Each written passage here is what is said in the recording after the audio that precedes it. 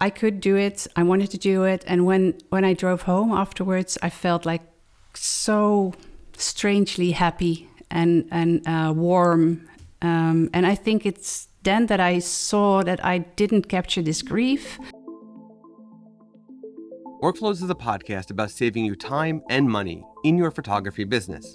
As a photographer and content creator who struggles with dyslexia, color blindness, introversion, and anxiety stemming from years of being bullied as a child, workflows have been my rock. I have workflows for every aspect of my life, and that's why I'm so happy to bring you Workflows, a podcast presented by Imagine.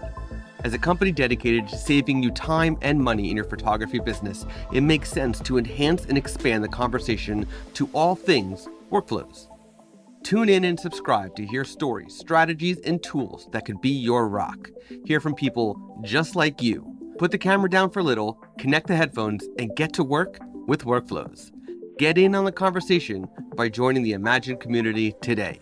Imagine the possibilities.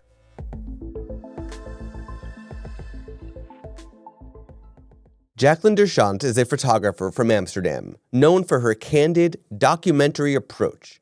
Her expressive photography is about capturing special moments, interactions, and emotions between people. Since her mom died in 2015, she has been passionate about end-of-life and farewell photography.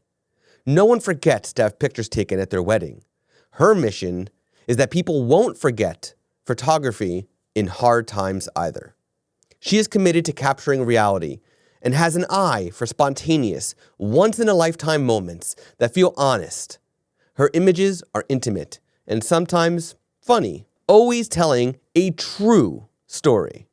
All photos are made in relaxed, sympathetic, and unobtrusive ways. Jacqueline has received several awards, such as Fearless, WPGA, PANL, and PX3, and has been honored to participate in the jury of several prestigious photography contests. She is also the owner of the Full Monty Workshop, an intensive year-long training for photographers who want to take a more documentary and storytelling approach. Without further ado, here's my conversation with Jacqueline. Hello, Jacqueline. Hi, Scott. Hi. How are you doing today? I'm good. Thank you. How are you?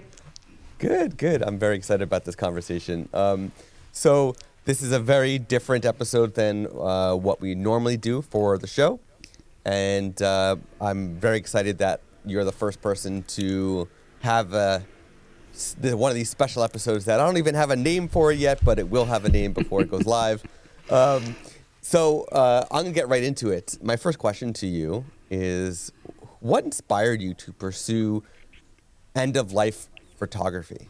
Yeah, that was really personal. My mom died in 2016, and she got ill in 2015, and it started with a seizure. And she had a lot of friends who kept on calling me to ask how she was doing, and I didn't have time for that. I had a family, I had my work, I had my mom and dad. I had to go to the hospital with them, and so I started making a blog, and everything that I thought was interesting for everybody to know. I just put in a blog, made some pictures, and so that saved me a lot of time. And in the week after her funeral, a friend of mine, a wedding photographer, he asked if I could document the burial of his father. And before that, I did think about documenting funerals, but it felt really weird. I didn't understand why I would want to capture the grief of something like that. And so I never followed up on that. And then he asked it, and sure, I wanted to do it. And then after the funeral, when I drove home, and it was the same week, or the week after the cremation of my mom, I drove home and I felt very strangely like at peace and warm and happy. And I realized that I didn't capture the grief, but the good moments and the love, and remembering all the beautiful stories about his dad. And so that was the first moment that I realized what it could mean. And then about 6 months later, I saw the blog post, the blog again that I made for the friends of my mom. And that was really weird, because I realized that I completely forgot all the good moments that we had.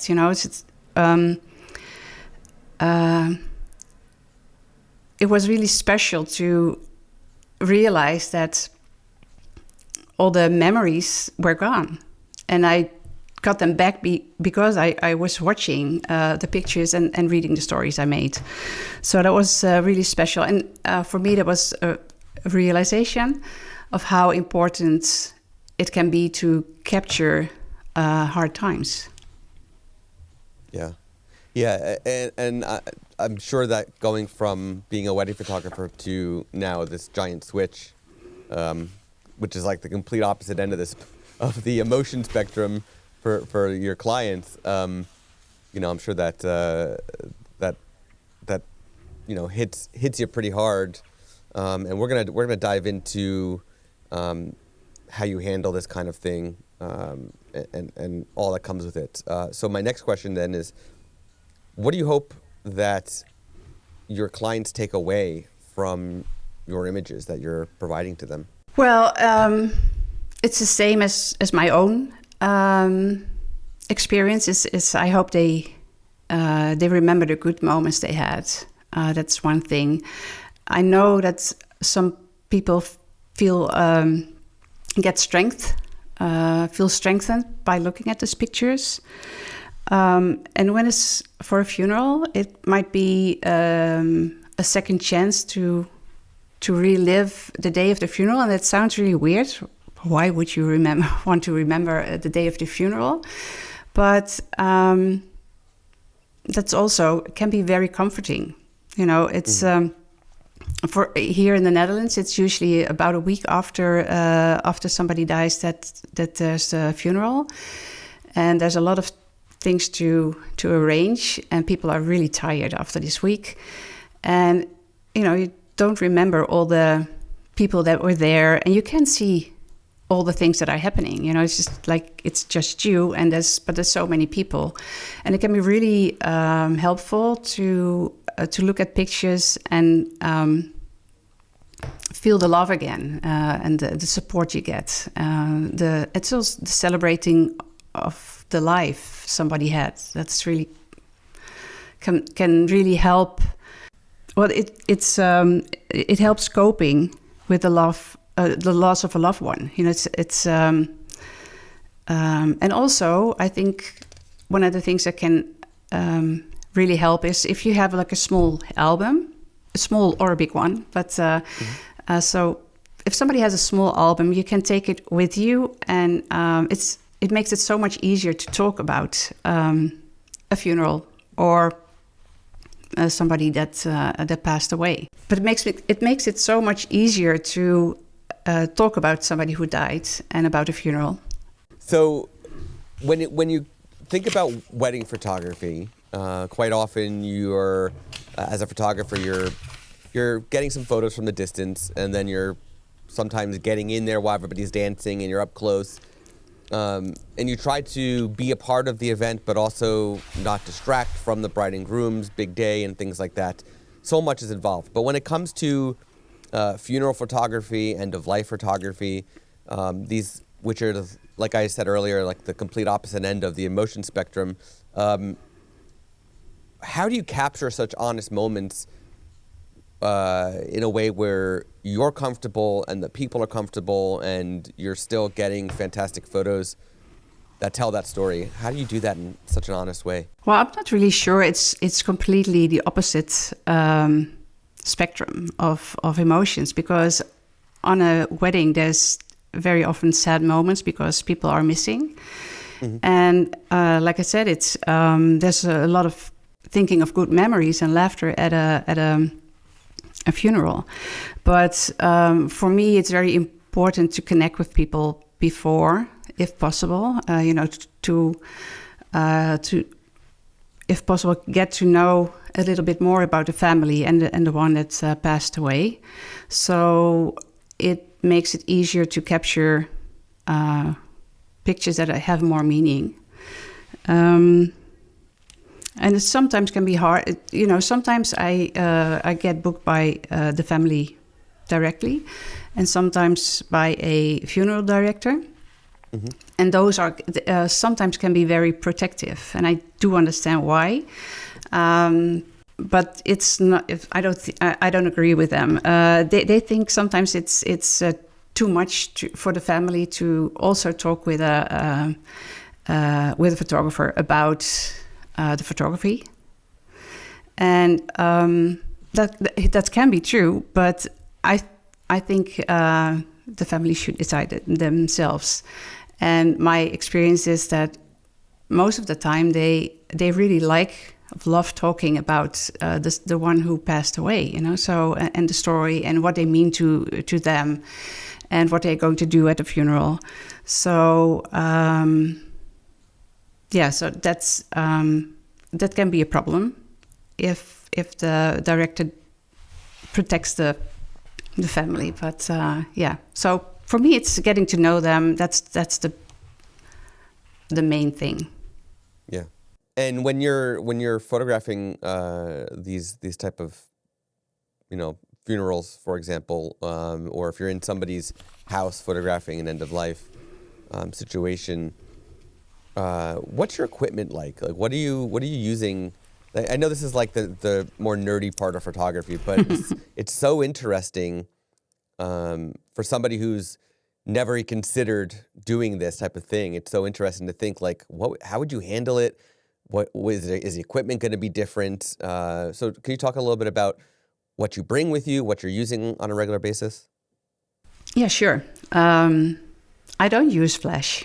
That's one thing. And I have a camera, a mirrorless camera that is completely silent. So for me, that's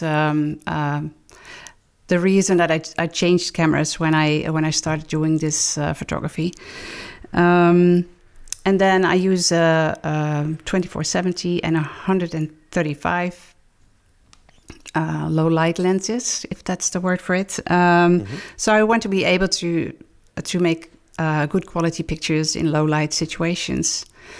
And I think I don't really work in a different way than I would at a wedding. So I have a journalistic approach, I think, to moments and interactions that I capture. I mentioned, or I was alluding to this earlier, the fact that I wanted to dive a little bit into the impact it might play on you. So I wonder, how do you handle the emotional impact that these type of things could put on you? Things that you're witnessing at in these events regularly. I know that you keep saying it's not too similar to weddings, or it's similar to weddings in many aspects. To me, it doesn't feel that way. To me, I don't think I could handle it. But so I'm wondering how you handle it. Sure, it is different. It is different. But my approach is not different. Because the strange thing is that I don't handle funerals very well. If I attend a funeral, that I'm usually crying a lot, and so it's not that I can switch off my emotions. So also at a funeral, I do cry. Usually when everybody's crying, and so nobody will notice because there's something happening. Nobody's paying attention to me. But part of it is, I want to make good quality pictures. So I'm looking at the framing and my aperture and the shutter speed. And I think that's, the camera is between me and the emotion. So that helps.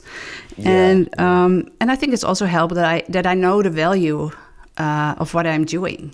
So this might also be a filter. It's it is different, but yeah. I could definitely see the camera and the lens, being in front of your face for a lot of those, jobs, and the fact that it is a job, being a good blocker to, if you were there as a guest, if you were there as somebody grieving, that would be much more difficult. Yeah, well, sure. I think if it wouldn't touch me emotionally anymore, then I would stop doing it. Oh, definitely. I mean, and that goes with anything. Like if you're not feeling it, like some sort of emotion from it, then that's for sure. Definitely. Because end-of-life photography is often during these dark days and funerals, during dark days for families, can you describe your editing style? And Imagen does editing, so we've got to talk about editing a little bit. Yeah, sure. Can you describe your editing style and like your methodology for it, for these jobs, for these sessions?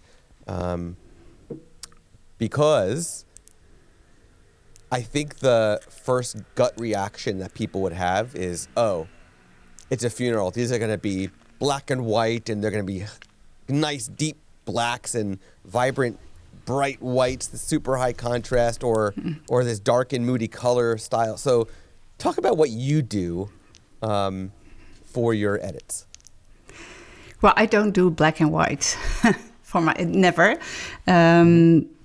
But no, I like color, and my picture will be clean, natural, colorful, maybe on the warm side.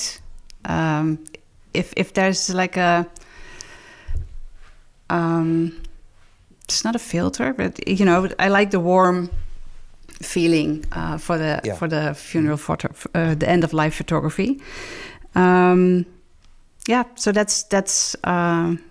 that's my editing style. Awesome.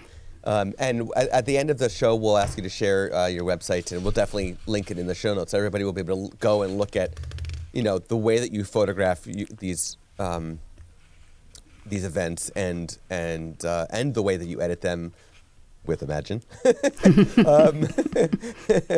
So earlier you mentioned one of the challenges that you face, which is sometimes the fact that it's the families that are hiring you, and not like the funeral directors and planners that are hiring you, and that could be challenging. So can you go into some of the challenges, either digging deeper into that or a different challenge, whatever you want, faced with end-of-life funerals and these?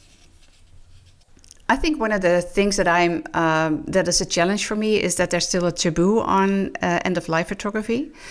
People that know about it find it hard to suggest it to others. And I think it's because they are afraid that somebody thinks it's a strange question, where I think it might also be the case that people because I hear a lot people feeling sad that they didn't know about this photography, and if they had known, they would have pictures now. And so the whole idea of not asking them because it might be a weird question, it has two sides, so that's one of the challenges that I'm facing. Like practical, you can't use flash, that's a challenge sometimes. It's right.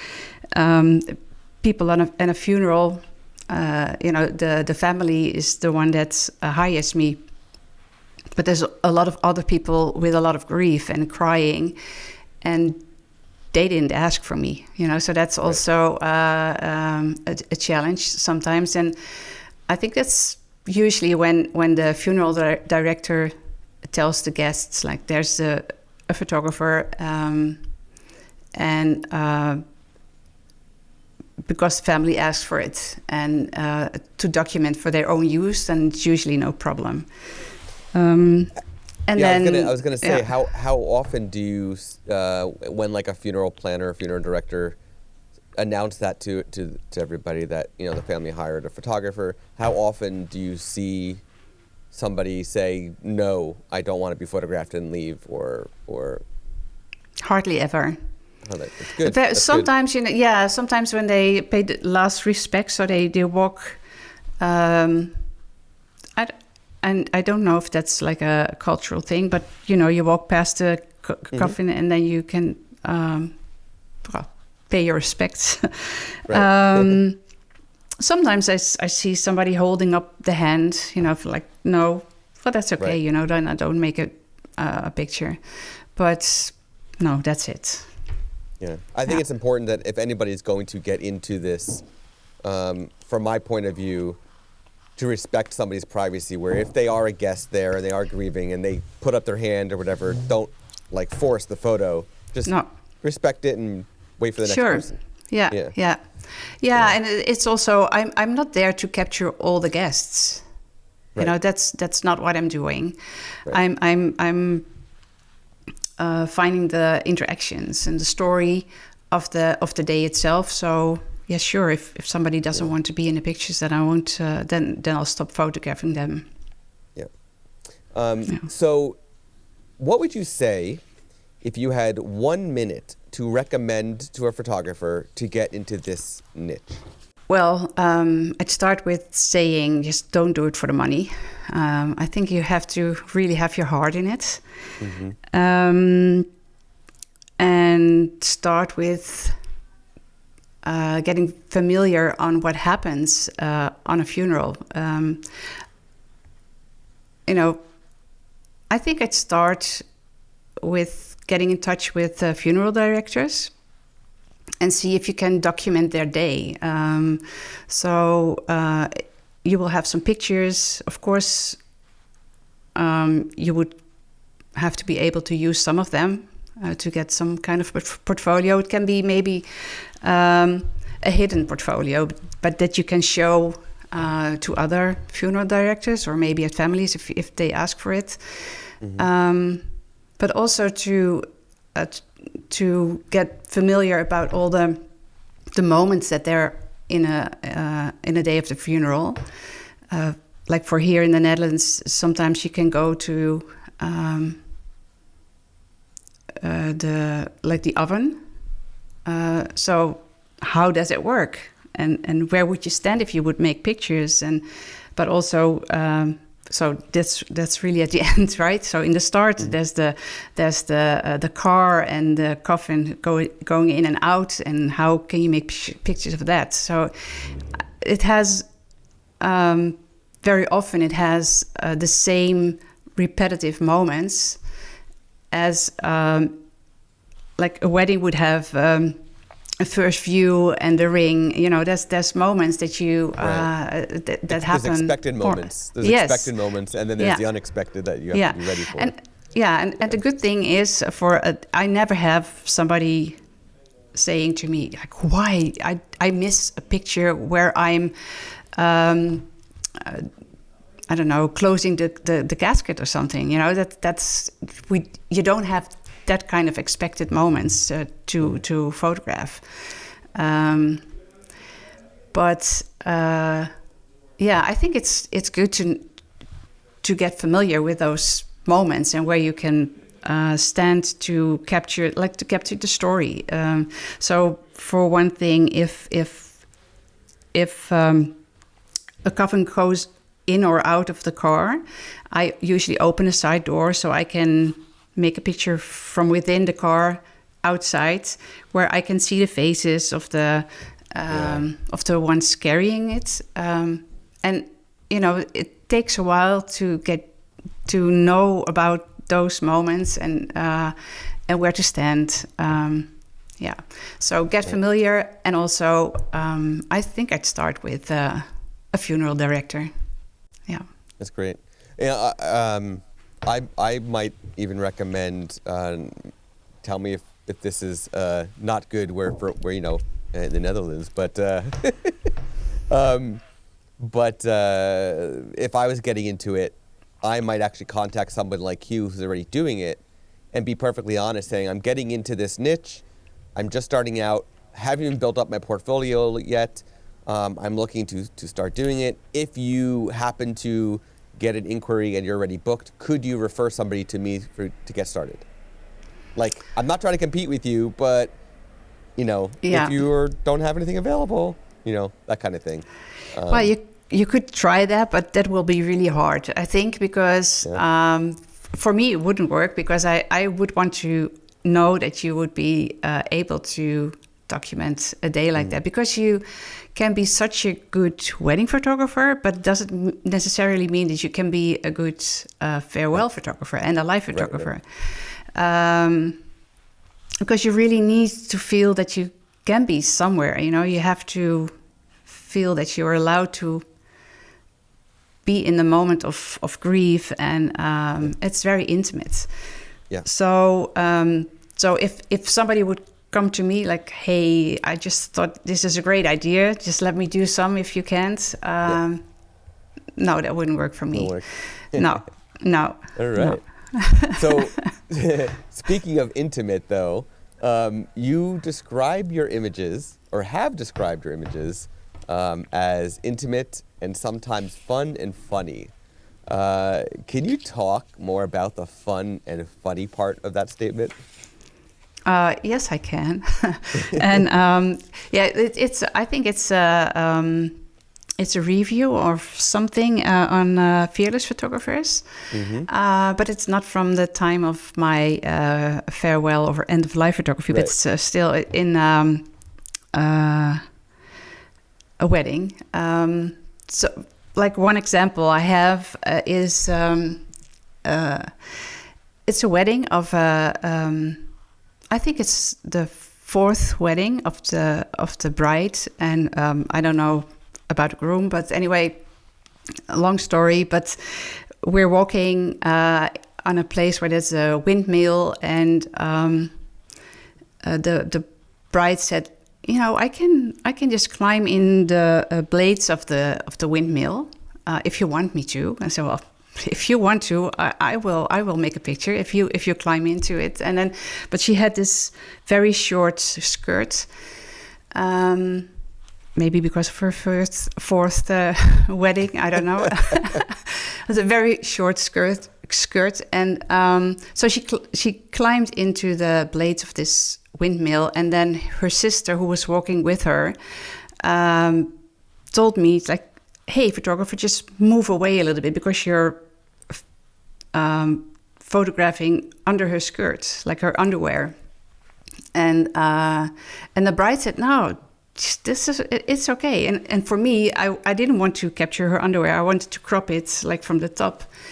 And then the sister decided to make sure that I couldn't photograph her underwear. So she like, it's almost like she put in her fist in the, like, under the skirt. So, and but for me, so I thought it was a very funny moment, but it's also telling the story about I think, I'm not really sure if she was about 50 or something, but it was still like the big sister looking out for her younger sister, for this bad photographer. And also the husband, he was smiling, like everything was so funny. So I like if there's more in a picture than just what happens. This tells really about this sister, and it's a funny moment. But also, on a funeral, there's also a lot of, well, not per se funny things happening, but there's a lot of laughter and interesting moments. And so, for instance, there's this coffin where a lot of kids are drawing on the sides, and then there's not much space left on the coffin itself. And then one of the kids is going lies down on the floor to start drawing on the bottom of the coffin. Can you imagine what I'm... So he's lying under the coffin. And that's not maybe funny, but it's sort of, because he has naked feet, and it's, I don't know. I like the story and the... That definitely adds some fun to a funeral. To a funeral, right? Sure. Yeah. And I think it's also so interesting to see that kids, they haven't learned that you might not do that kind of thing. Yeah. I don't see an adult lying under a coffin to draw something. Right. Yeah, although that would be funnier. That would be funnier. That would be funnier, yes. Yeah. I shared with you previously that when my grandmother died in June, her request for her funeral was to not have anybody dressed in suits, nothing too formal. She wanted it to be fun, literally music at the graveside, and Hawaiian shirts and flowers and nothing dark and dreary, no sadness, just fun to celebrate how fun her, how much she enjoyed her life. Yeah. And so when it came time for everybody to do their speeches or say what they wanted to say, I prepared something. I pulled up my phone, started crying my eyes out before I could even start, and I had a couple funny things throughout this speech, and it was very, it felt really good to like get it out, and I eventually stopped crying. But there was a lot of laughter throughout while I was talking, and so there's definitely some fun moments that happened there. But you just actually reminded me of something else that happened at the same funeral for my grandmother, because the kids, my kids and my niece and nephew painted rocks purple, which was her favorite color. And for at Jewish funerals, a lot of times you scoop with a shovel. Each person who's there at the graveside will scoop the dirt back in. Yeah. One by one, you take turns, and you put the rocks on top when everything's done. And we actually, the kids took the rocks painted purple and threw them on the casket before the dirt was in there. So she was buried with rocks painted purple by her great grandkids, which was really, really beautiful. Yeah, so. Yeah. That reminds me of another story. Is that there was a funeral, and next to the coffin was already lowered, and next to it was a huge pile of sand. But because it can be so confronting, this funeral location had a green, like fake grass, yes. On top of it, so it wouldn't really show as a lot of heap of sand. And but the kids found out that if they jumped on it, then the sand would just spill out on the bottom. and then they would grab it and throw it in the on top of the casket. Yeah. Kids can have fun, and it's very interesting. They can have this moment of sadness and continue playing. That's amazing. Yeah. Do you want to share another memorable moment that you captured over the years doing these? Yeah, I have maybe two of them. Sure. Well, memorable, I'm not sure if you I have a funny thing that I'm thinking of now, and but also a very intimate moment that I think of, and maybe should start with the first one, the end of life memory that I have. Sure. That was I was asked to document the end of life of a woman. She had a brain tumor. And they first thought that she was going to live another 4 months, and in the end it was 2 weeks maybe. And so they had this, I'm not sure how to call it, but like a subscription kind of thing. So they would call me whenever something would happen to see if I could capture those moments. Okay. And so they called me the evening that they decided on the date of the euthanasia, because her husband would be there, and her 2 daughters and 2 good friends, to talk about the funeral. So how the funeral would take place. So she had a big say in it. That was really very intimate and very beautiful to document. So talking about what kind of clothes she was like. So they were showing the dresses, like, do you want to wear this or do you want to wear that when you're in this open casket?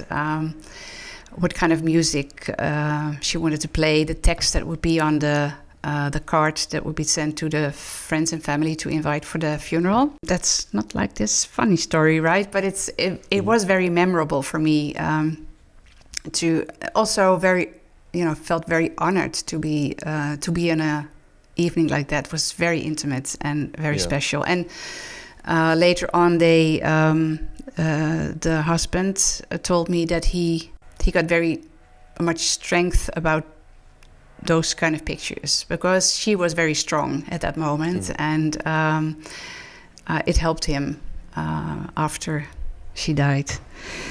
And then, and another thing that comes to mind is the funeral of a 22-year-old girl. She had a brain tumor, and she decided she wanted to have a costume party for her. It was the day before she was cremated, with a lot of friends and family. And so there was Snow White and a bear and a fireman and the Pirates of the Caribbean, and everybody was there. So that was very special. And all her friends, they were very young, but they had so many nice or very good speeches. That was amazing. So it was a very special funeral to document. But I knew so I was booked until 4 or something, and I knew that they had to leave the location at 4:30, and it was already 4:15. And then I think one of my cards was full, and my bag was on the other side of the room, and so I decided to just make from 2 cameras 1 camera. So I switched cards and switched lenses, and I don't know. And then the father of the girl who died proposed to her mom on stage, because they said they wanted to get married with all the kids still there. And so it was, not a really official wedding, but sort of it was. And so the son and the daughter, and then the open caskets, so their daughter was there as well. And I was so happy that I still had enough battery and space on my card left. And then the dad in the end said, like, I thought it was so funny. I didn't want to tell you before. I wanted to see the surprise on your face for this moment. So yeah, that was really strange. A wedding at a funeral. A wedding at a funeral. Yeah. So yeah. It's really hard to top that one, I think. It's very hard to top that. I can't see that happening ever again. But then again, you never know. That could happen. You never know. Again for you. Yeah. You've got you're photographing these very, very difficult situations, and there's a lot that is involved in it. And you are using Imagen to help with your post-production. I'm wondering if you can share how has Imagine played a role in your post-production workflow for these jobs? Well, it's I have a much quicker workflow, and especially for funerals, I feel it's so important to deliver the pictures as soon as possible. I do believe that it's much easier to look at those pictures when you're still in this bubble of grief and funeral, than if you would wait for a month or so. So what I do is I capture the funeral one day, and then the next day I will curl the images, send them to Imagen, and then send a collection of like 12 pictures or so to a lab nearby, and then have the album ready. So it's the day after the funeral. So usually they will have a mini, it's like a preview album, a mini album until they have like a big one, within 2 or 3 days. And then I already have the gallery ready, but I will wait a couple of days. First they need to see the album before I send the gallery. But that wouldn't have been possible before. Yeah, definitely. So outside of your photography itself, how has Imagine impacted your life? Well, as I'm a freelance photographer, everything that influences my work influences my life. So it saves me a lot of time in my work. So I get a lot of more time in my life. And the risk is a little bit that I use that to work more, but yeah. So that's something that I still have to work on. Yeah. But it saves a lot. The time back to take on more work. Yeah. So where can listeners learn more about you, connect with you, see your incredible photography? On my website and on my Instagram. You want me to... So it's Jacqueline Dersjant on Instagram. And it's... I know it's going to sound really bad for non-Dutch people. It's afscheid. afscheid.jacquelinedersjant.com, which is my end of life and funeral website. Yeah. And can you also share a bit about your mentorship program that you have? Yeah, sure, I can. It's I'm mentoring photographers one-on-one, but also through the Full Monty workshop, which is a program that that is with groups, and it has a couple of weeks, now a couple of days, and then another week that we all get together and get assignments. And I think it's one of the nicest things in what I do to mentor. Yeah, maybe not the nicest, but it gives me so much energy. Yeah. I totally get that. Whenever I'm mentoring a photographer, it boosts you. It boosts your what you do. I study or practice and train in karate in an art called Goju-ryu, and I'm now at the level where my instructor is asking me to help teach whenever there's not enough higher ranks to teach, and he always says that he loves to teach because it makes him a better student. Well, that's true. Yeah, teaching really teaches you a lot about yourself. Yeah, definitely. Yeah. So my last question to you before we wrap this up: what do you love doing when not worrying about your photography business thanks to Imagine? I know you're always worrying about your photography business, but I do. Those little moments when you're not thinking about it, what do you love to do? Well, if I can stop myself working more with this free time, I do love to go to the spa. I love reading. dystopian books, and also pulp novels that I like sometimes when I can switch off my brain to read books that I don't have to think about where I left it or where, it's just stupid stories. And I have some lessons of the ukulele lessons and singing lessons. Singing for me, I love to do it. I've loved it all my life, but I only do it when there's nobody at home. So I wanted to be good enough to not be ashamed of singing out loud sometimes when there is somebody in the neighborhood. So yeah, I love doing that. Definitely. That's so awesome. That's so awesome.